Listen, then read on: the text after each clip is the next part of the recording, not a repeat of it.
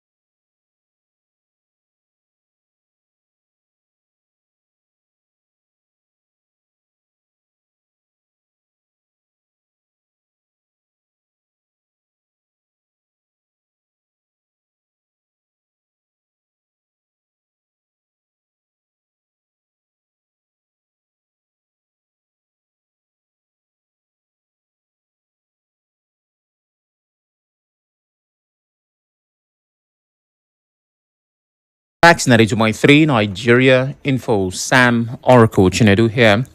Let's begin, as always, at the beginning. The African Democratic Congress wants President Bola Tinubu to explain why the service chiefs were removed so suddenly. Last week, Friday, President Tinubu made a sweeping change in Nigeria's military architecture, appointing new service chiefs.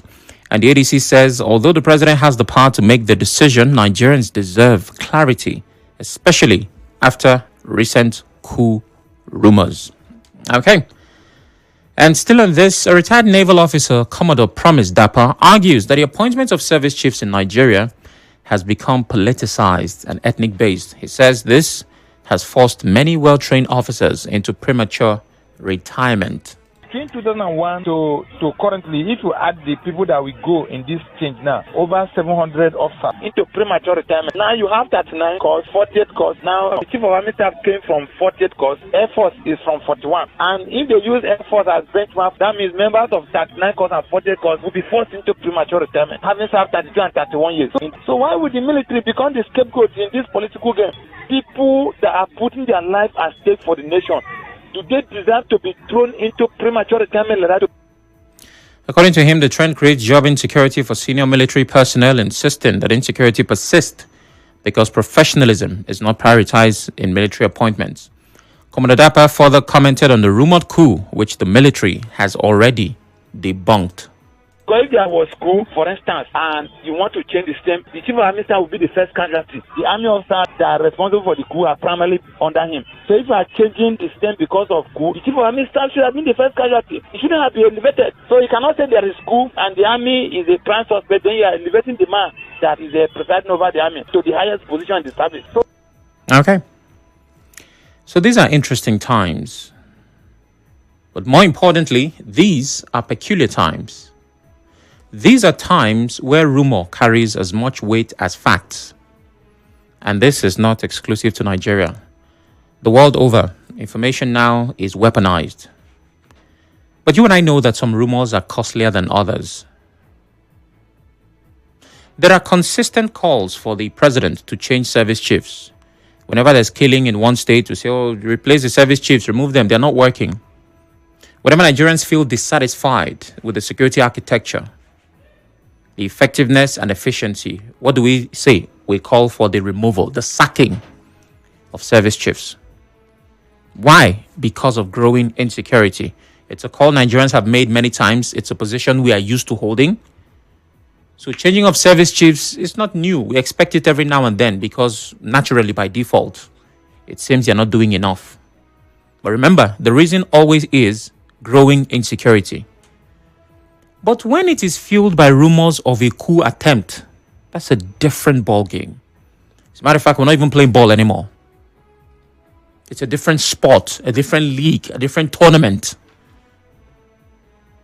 And everybody should be concerned, regardless of political affiliation, gender, religion, skin tone, height, complexion, sexual orientation, whatever you are, whatever you pray to. As long as you are Nigerian, you live in this country, and somehow the policies of government affect you, you should be concerned that there is something in the news that suggests that there was a coup attempt. Even if, hypothetically, the coup happens and you will gain from it, you should still be concerned. Why should you be concerned? After the break, you'll find out.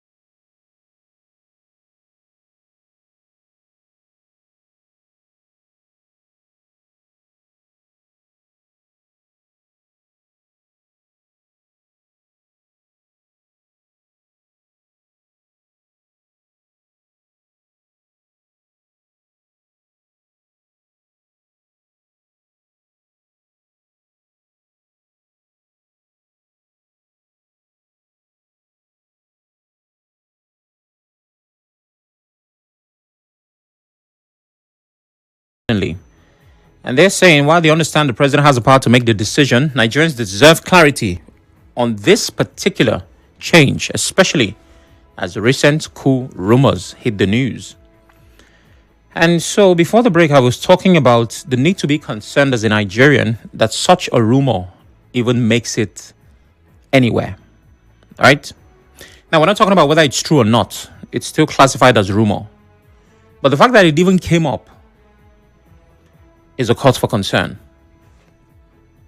And there have been denials from all camps. The military has said, well, no, there was no such thing. The presidency has also responded by stating, oh, nothing of the sort. But are you surprised? Of course, you should not. You don't expect anyone to admit and validate the rumors. It's not in the best interest of the military to say, oh, yes, there was an attempt, actually, but to God be the glory, it didn't work. That will be devastating. The presidency will also not claim that there was any such thing because it will show them in a bad light. It's the kind of news that makes everybody look bad. But it is important that the democracy we claim to practice is properly implemented. Because I promise you, Nigeria does not need a fifth republic. Believe me when I say that. And many times, because of the dire situation we find ourselves, sometimes you even hear people call radio and say, military is even better than this thing that we have. Is this democracy? Is it? And I say, well, my brother, I understand how frustrating it must be for you. But this democracy you don't like is way better than a system that works by decree. You don't want to taste it. Believe me. So, let this be a wake-up call to the government, whether it is true or it is false. Whatever reason the president changed the service chiefs for, which he reserves the right to do, let this be the opportunity to ponder and say, I think it's important. I think it is imperative, urgent even, for us to do better. Because if there was an idea of a coup, it means that somebody somewhere is dissatisfied with the status quo. That's exactly what it means. And that somebody had gathered some other somebodies, and they were so frustrated that they decided to do something about it. We also hope now that there are new service chiefs, so that this goes beyond the rumor of a coup to excellent service delivery, that the new service chiefs would work and we see improved security. But as always, we'll have to wait to find out. We go from there to Dangote, who's doing things nobody asked for, but he's doing it nonetheless.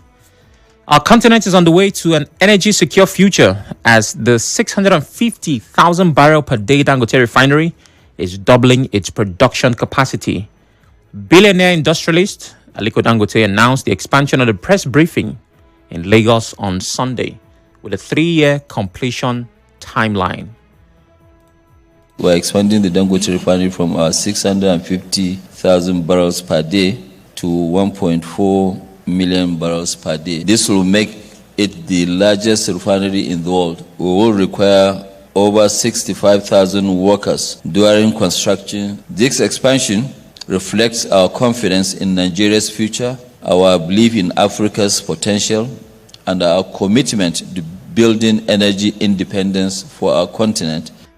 The expansion would lead to the production of new products. Dangote also disclosed a public listing of the refinery on the Nigerian exchange. Within the next year, we plan to actually list the Dangote refinery and petrochemicals complex shares from the Nigerian Stock Exchange, which is NGX. And that is a step towards broader ownership and market transparency. Well, my dear, love him or hate him, you have to commend him. Dangote is investing in the country. You can't take that away. He is a monopolist. He is a wicked man. He is this one. There's no problem. He might be all of that. But guess what? He has chosen to make his money work inside this country. Meanwhile, there is evidence that those who were elected in positions of power, influence, and authority have taken the money. These are not businessmen, by the way, out of this country. So I feel like Dangote looks like a saint right now. Refinery in the world. That's not exaggeration. If he pulls off 1.4 million barrels per day, that will be the world's biggest refinery. As of today, the largest refinery in the world is the Jamnagar refinery in India, with a production capacity of 1.2 million barrels per day.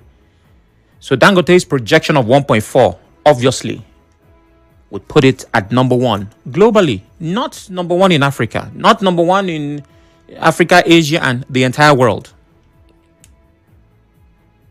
And it's important to note that the refinery as it is now, with 650,000 barrels per day, can comfortably handle Nigeria's demands without shaking.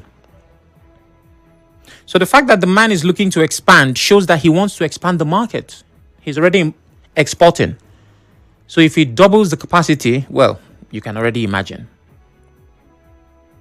Now, having said that, let me ask you, do you think that a person who wants to dominate the global oil market, I didn't say the continental or the national, if it's for conquering it, he has done it already. But a man who is looking at dominating globally, building the world's biggest refinery, would want to be held back by Pengassan and Nupeng. That pause of a few seconds is for you to think about it and then give answers.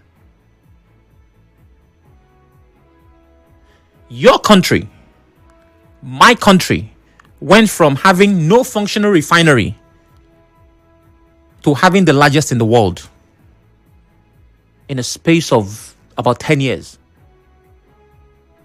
Because it took around 7 years to build the one that he has now. And if you add under 3 years, which he claims will be the timeline for the expansion, so around 10 years, let's just add 2 years in case we're missing something, because the COVID year was not very good for work, right? People didn't get to work. So let's say in 12 years, it's not up to, but anyhow, Nigeria went from having no functional refinery to having the largest in the world. Now, I'm not saying Dangote should violate any labor laws. No, laws are laws.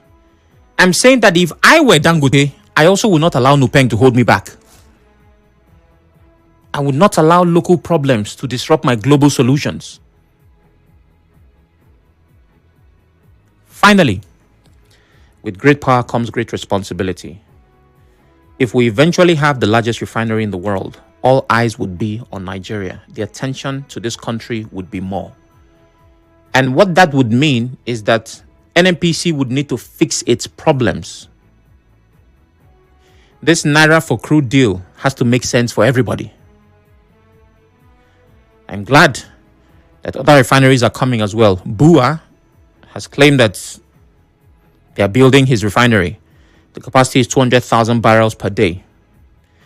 And we are still waiting for federal government to revitalize, renovate, reconstruct, or just sell the Kaduna, Warri, and Port Harcourt refineries. Let something be happening so that Nigeria can be self-sufficient when it comes to oil. Good looking out to Dangote. Congratulations. This is quite a feat. You have to admire the man. We'll go from that to the next headline, and then I take some calls. Special counsel to IPOB leader Nnamdi Kanu Aloy Ejimako has collapsed in Kuje prison. A fellow lawyer, Maxwell Akpara, revealed that he was rushed to the Kuje Medical Center where he was receiving treatment. Ejimako was detained after flouting a court order during the Free Nnamdi Kanu protest. Even though the court granted him bail, the magistrate reportedly refused to sign the release papers. I have just one line. The federal government needs to be careful how they handle this issue, because there's a very thin line. The line is so thin, it's almost invisible between solving this problem and causing more problems. Coming up next, I'll be talking about the police warning Sowore, but between now and then, you and I get to talk. 0817-923-0002. 0817-923-0003. WhatsApp is 080-903-06-416. We're live on Facebook, Twitter, YouTube at Nigeria Info PH. You can watch, listen, and engage. Please turn off your radio as you call. We've talked about the service chief shake-up causing a stir, Dangote to build the world's largest refinery, and Nnamdi Kanu's lawyer collapsing in detention. These are the headlines that have made the big stories so far. Hello, Chinedu. The removal of the service chiefs and that of the defense has a political undertone. We know that, but our president has nothing to explain, and he owes no one any apology. He has a right to act swiftly if his position is being threatened. It's a welcome development, and I wish the new service chiefs well. Enoch from Ada George says, all right, Enoch, thank you very much. Emeka calls from Sowore. Good afternoon, Emeka. Oracle, good afternoon, my brother. Good afternoon. Oracle, if you have a late Q rumor, what to tell you, in the heart of many Nigerians, this cannot may not be allowed. A lot of Nigerians, if you interview 70% of Nigerians, can you get that they have the wish to proceed? And see, the takeoff in the military can never and will never be fair on that rumor. Because this kind of takeoff, and we are just waiting our young military generals that are so good, we are getting money to bring out to fight for the protection of this country. And we are just military because of what we don't know. That's just like I did for why we are being removed. The way we are running this country, honestly, I don't think it's serving anybody. If you know what to get us to military brigadier general, major general, you know what to do? We are just moving just at the step of an eye. And the thing of Dangote has got beyond 10 gas and military and 10 gas. Whether anybody like it or never like it, that man has come to here. And you see, if they want to challenge it, let them challenge it by delegate, including the refinery that have been. All right, Emeka. I got some parts and many other parts I did not get. Joseph calls from LMA. Hello, Joseph. Good afternoon.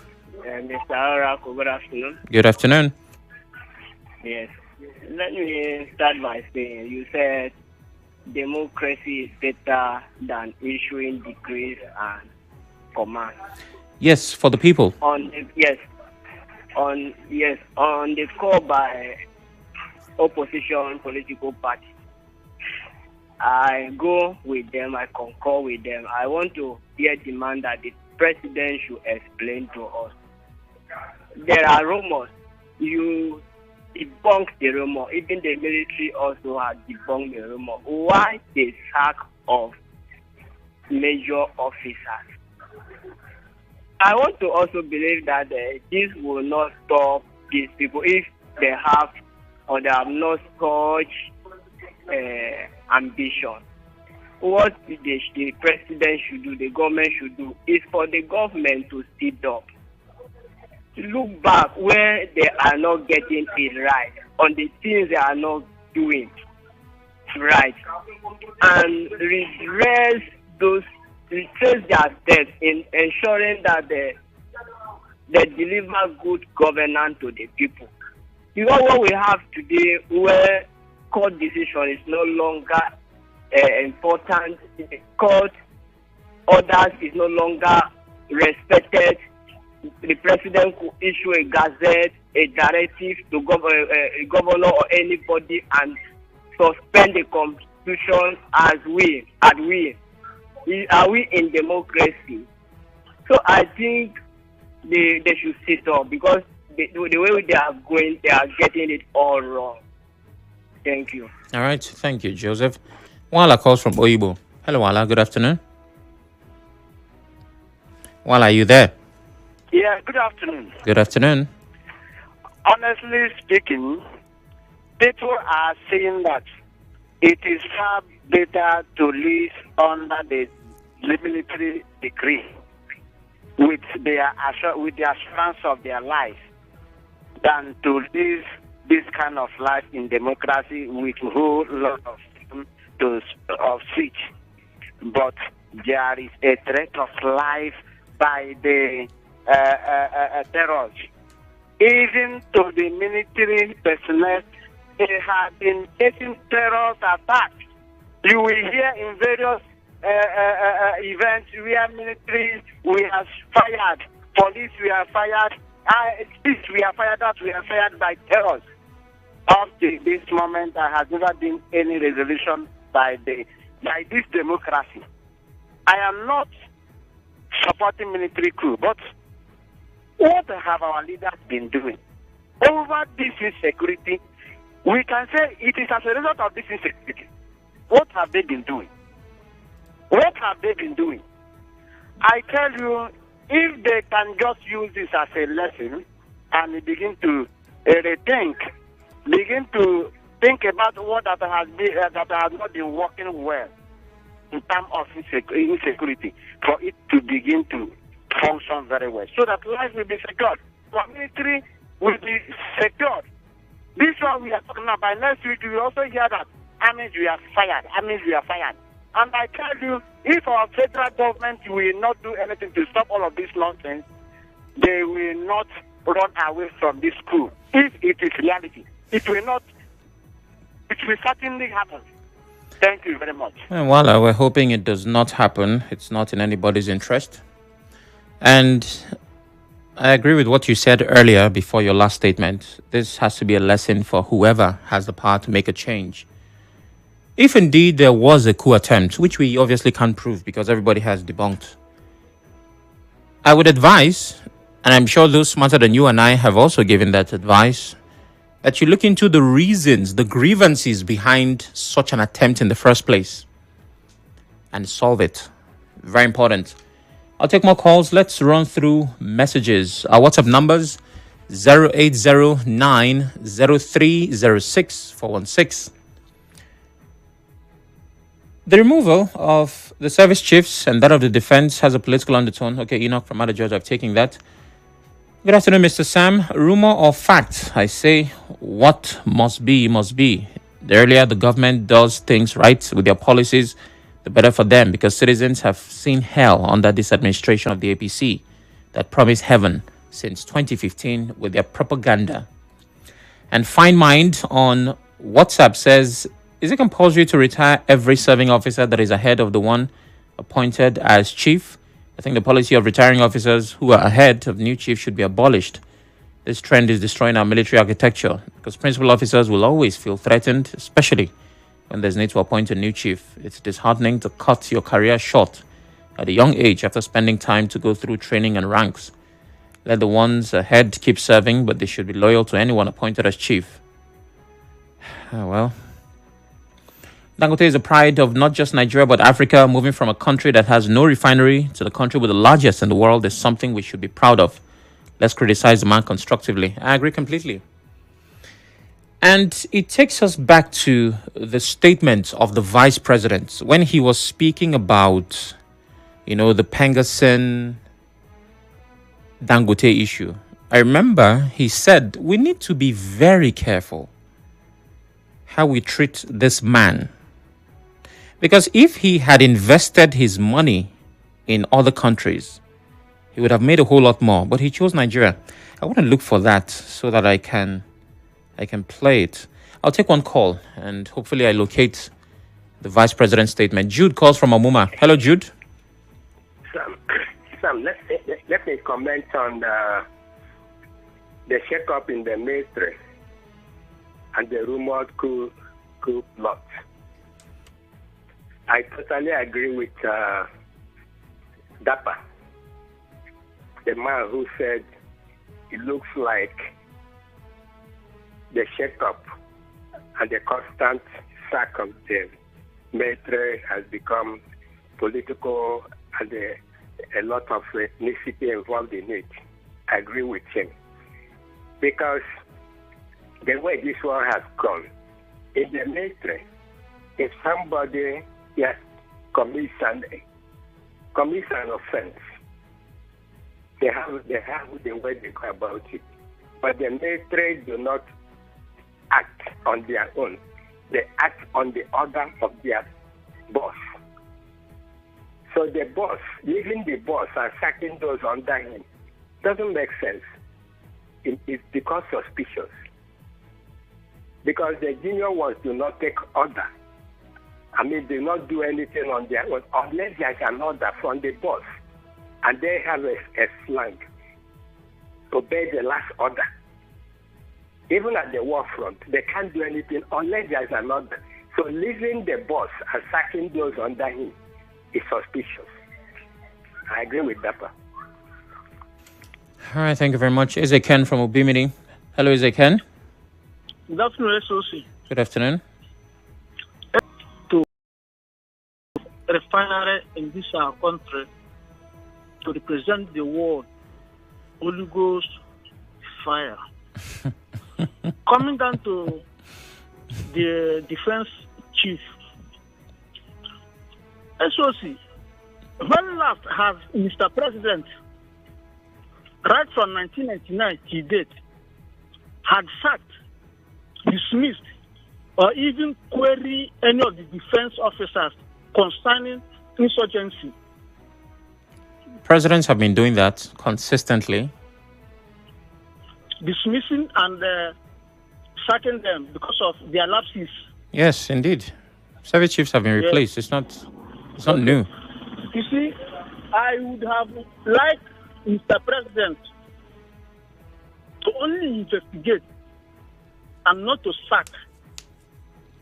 Even if there is the saying that says there is an atom of a truth in any of the rumor, so to say, but thorough investigation should have been done before releasing or sacking any of these premature officers, according to one of your soundbites there. So for me, it's not a welcome development because these people decided to serve the country and not to fall victim of what they don't know. Thank you very much. Ezekiel. All right, Ezekiel, we are at the mercy of the information we have. What if there were investigations done in the background that yielded results, but it's not public knowledge? How do you reconcile that? Triumphant from GRA. Good afternoon. Yes, Oracle Chinedu. Good afternoon. Good afternoon. Go ahead. Oracle, everybody who means well for Nigeria should be concerned when stories like this come on board, be it true or false. True. Rumors of coup d'etat. It is something that is not so, should I say, different in Africa. And while we are urging government in Africa to do the right thing, we also keep an eye on the other side, praying and hoping that the military of this nation should not feel otherwise and saying that they want to take over power. But Mr. Sam, there is something paramount. Tell me. We have not seen countries, because particularly who determines is paramount, is rampant in Africa. So let me streamline it to us. But we have not seen a country that is doing so well economically, security-wise, and we hear of military of that nation trying to take over power. So this is a mistake. This is invariably saying that while the government will justify that they are doing enough, on the other hand, there are some set of persons in the military who are saying, no, government, you are not doing enough. So what I would say to the government is that it's not about me triumphant Akaba. Let it not be that maybe I don't like the government of the state. But I'm not interested in any government at time. What I am interested in is the well-being and welfare of the people. So I am urging the government to make this, serve as, a call to duty, put in more effort, because I have always said that you don't come and analyze the economy or economy is what is happening in your pocket, Sam Oracle Chinedu. It is what is happening in my pocket. It is how I am able to stay and cope with realities. And Okay. I have said that this government, it doesn't think it is in tune with reality based on what the government has been coming to perform on there and what we are seeing on the street. All right, Triumphant, thank you very much. I have to move on now. Let's see the last headline very quickly, and I'll take a few messages as we wrap it up. The Lagos State Police Commissioner, Mr. Olohudare Jimoh, has warned activists Sowore and others against mobilizing protests over recent demolitions in the state. Jimoh gave the warning while addressing newsmen in the Iyana-Oworo axis of the Third Mainland Bridge on Monday in Lagos. The police boss said the command had made massive deployments across the city to forestall any planned demonstrations that could lead to public disorder. He emphasized that the command would not tolerate any attempt to block major highways or disrupt the peace currently being enjoyed in Lagos. We want to warn Sowore and his group to stay away from Lagos or face the full wrath of the law. Third Mainland Bridge is too vital to the economy and the safety of lives and property for anyone to think of blocking it. Words according to the police. I have just 2 minutes left on the clock. Let's see what we can do with that time. Removing service chiefs arbitrarily shows that there is element of truth. Nigerians are going through lots of pain. Our leaders do not care about us.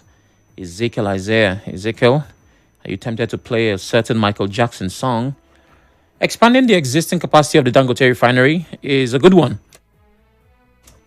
But what if he's allowed to take over any of the existing moribund NNPC refineries so that we have 2 Dangote refineries?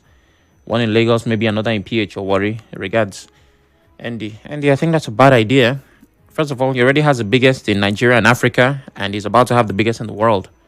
We also need a diversification. We need BUA to come on stream. We need whoever is going to own the other ones, whether it's federal government, so that there are options. Because while we are hailing Dangote now and what he's doing is commendable, you do not want to be at the mercy of the monopolistic side of any businessman, Dangote included.